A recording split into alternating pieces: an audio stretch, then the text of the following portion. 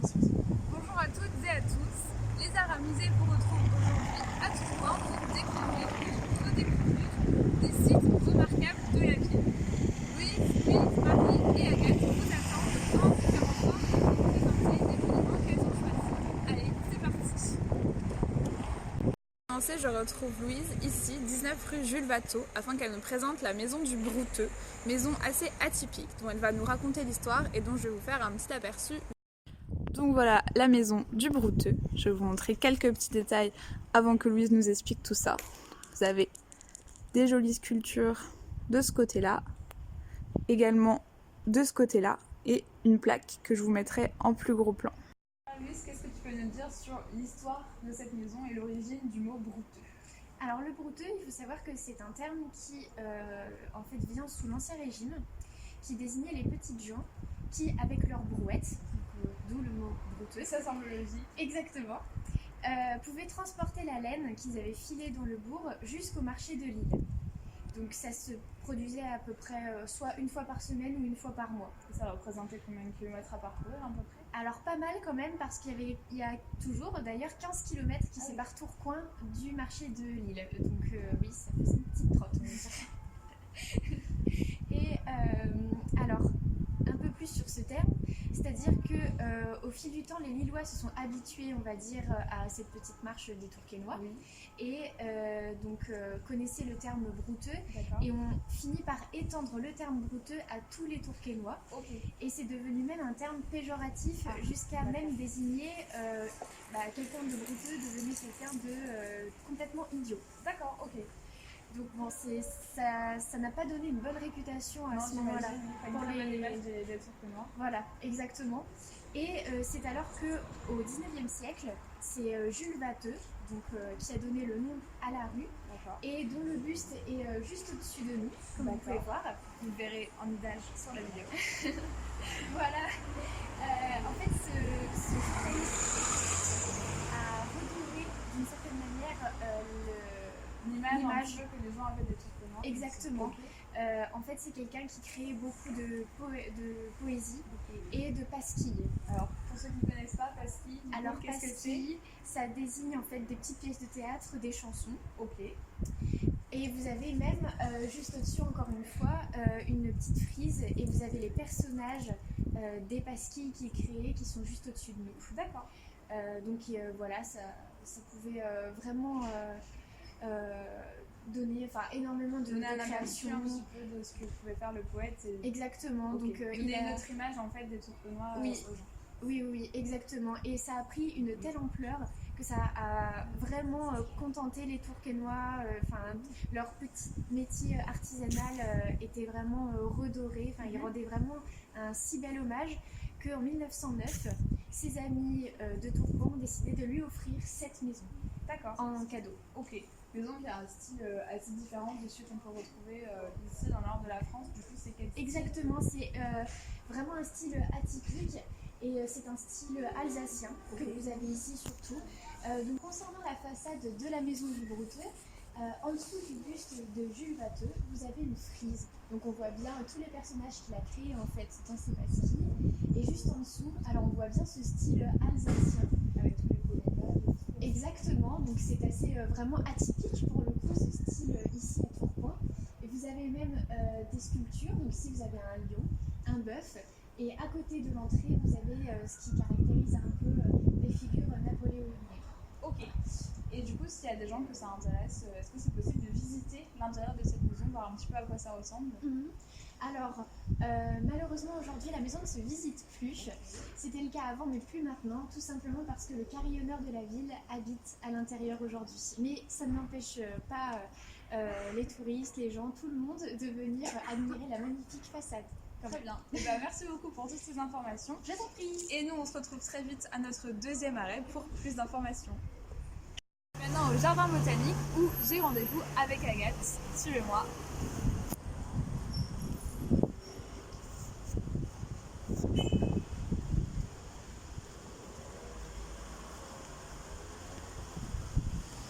Bonjour Agathe. Agathe, tu vas nous parler un petit peu de l'histoire du jardin botanique, ce qu'on peut y voir en ce moment, et ce qu'on peut y faire. C'est parti? Allez.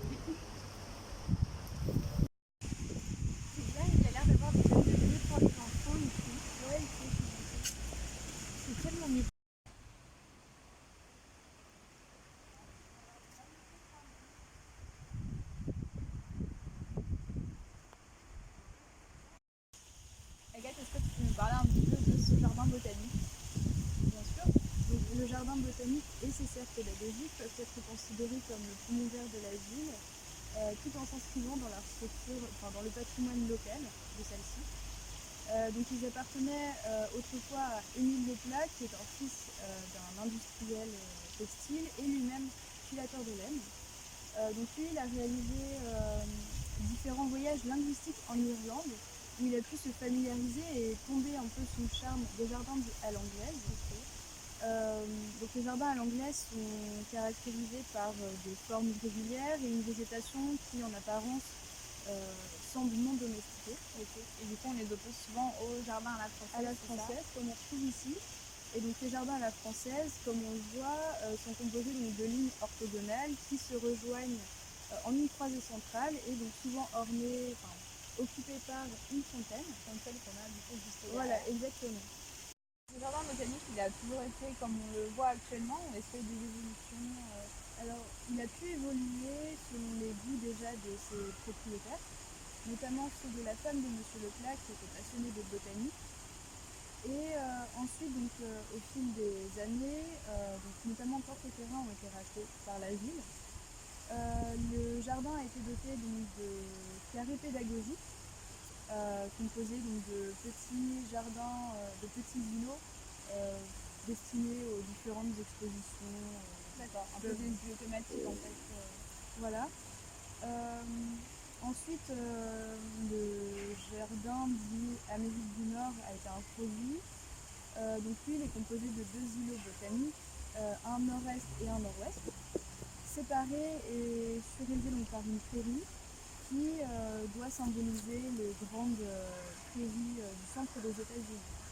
Et enfin, donc, la plus grande installation, ce sont les serres pédagogiques qu'on a pu voir à l'entrée.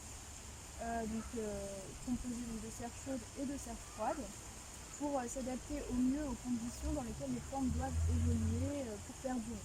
D'accord. Et est-ce que tu sais à peu près combien il y a de plantes dans ces serres botaniques et combien de visiteurs viennent chaque année ici au jardin botanique? Alors il y a un peu plus de 2500 plantes différentes et chaque année il y a environ un peu plus de 15 000 visiteurs. Ok, super. Et merci beaucoup pour ces informations. Et nous, on se retrouve très vite pour notre troisième lieu. J'arrive maintenant à la Maison Folie Hospice d'Avray où j'ai rendez-vous avec Louise pour découvrir ce lieu assez présent et assez important dans la ville de Tourcoing. Je vais vous montrer un petit peu à quoi ça ressemble. Voilà, vous avez des jardins. Il doit être sympathique de pique-niquer l'été. Et puis d'autres bâtiments. Hop, avec Louise juste ici. Salut!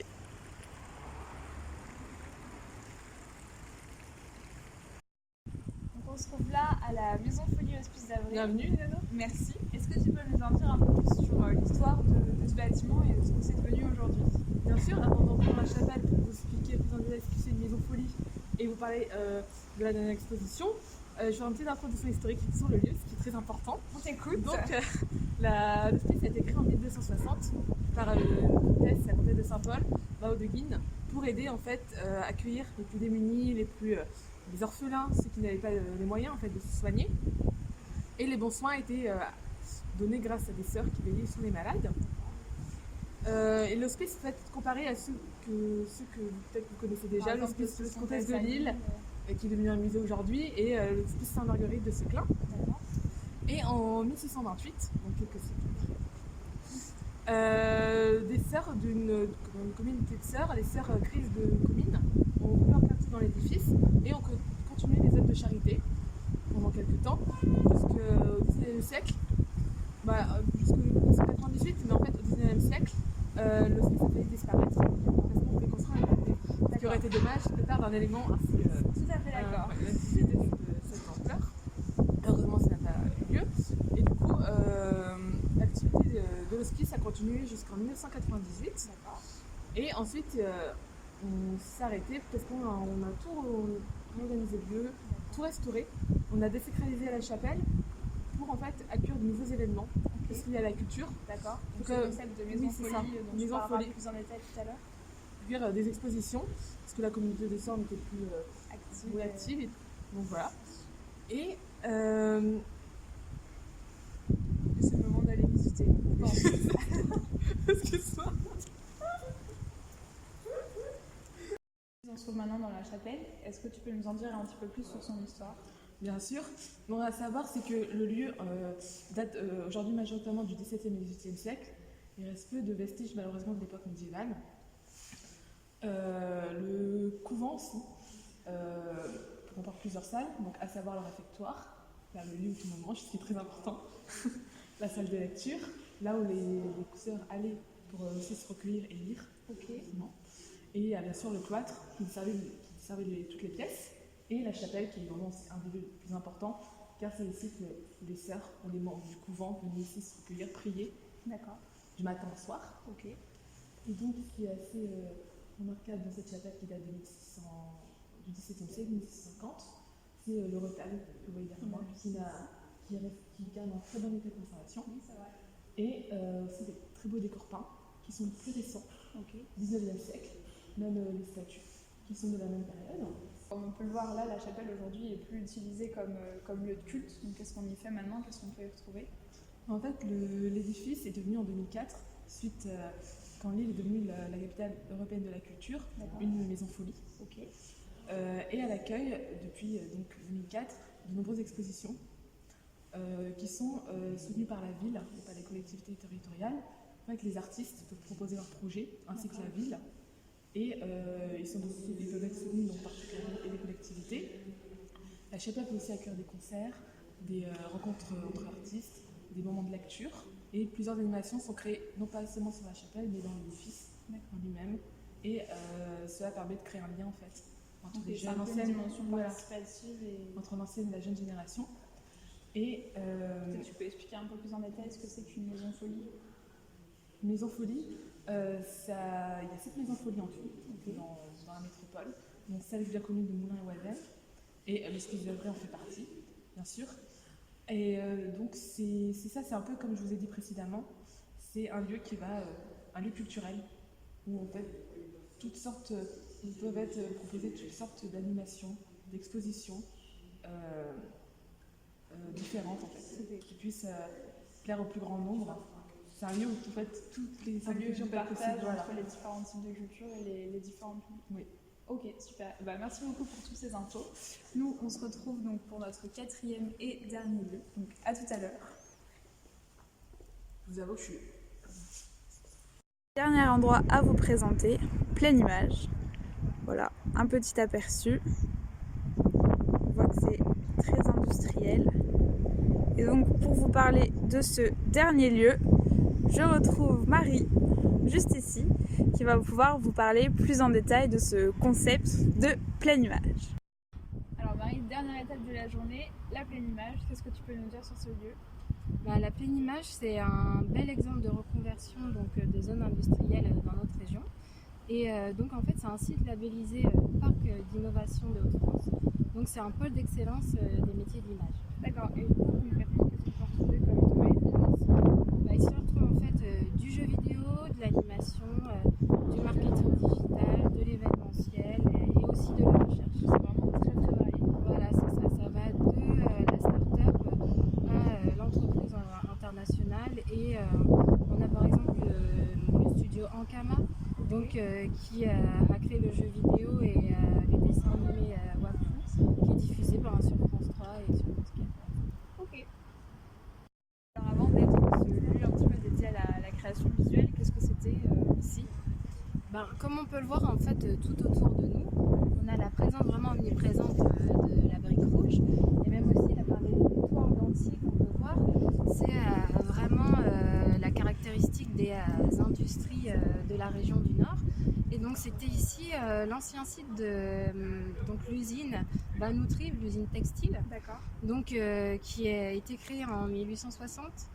Et donc après la Première Guerre mondiale, elle était vraiment au fort de son activité et donc on pouvait en fait avoir plus de 1400 métiers à tisser ici. D'accord. Et donc c'était sur 50 000 mètres carrés et donc il y avait au moins 7000 employés qui travaillaient ici. Alors vraiment très gros pôle industriel. Oui, voilà, c'était vraiment un héritage en fait des fleurons en fait de l'industrie textile dans le Nord.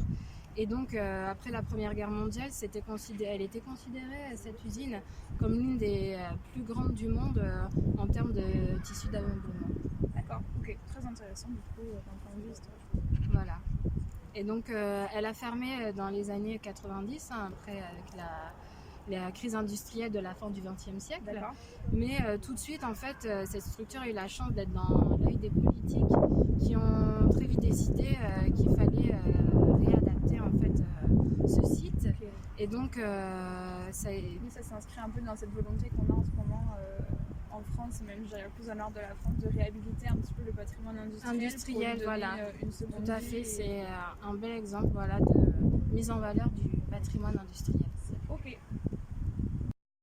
Et du coup, pour finir, en dehors des personnes qui travaillent ici à temps plein, à qui s'adresse cette structure? Cette structure elle s'adresse en fait à tous les gens qui sont créatifs, porteurs de projets et qui sont intéressés par voilà, les métiers du numérique, l'image et l'animation. Et donc en fait, Il y a peut-être ici, des événements organisés. oui, c'est ça, tout à fait en fait. Chaque année, on a les Meetup Talents. Donc ici, c'est vraiment une rencontre en fait entre les professionnels et les futurs talents des métiers de l'image en fait. Donc c'est vraiment fait la structure elle-même aussi pour que tous les acteurs en fait des métiers d'image puissent se rencontrer et collaborer. Entre eux. Voilà. Donc, une très belle initiative et un très beau lieu. On vous Exactement. invite du coup à venir découvrir comme l'ensemble des lieux qu'on vous a présentés. On vous remercie de nous avoir suivis jusqu'ici. Les Arts à Musée espèrent que cette vidéo vous aura donné envie de découvrir ou redécouvrir le patrimoine de Tourcoing.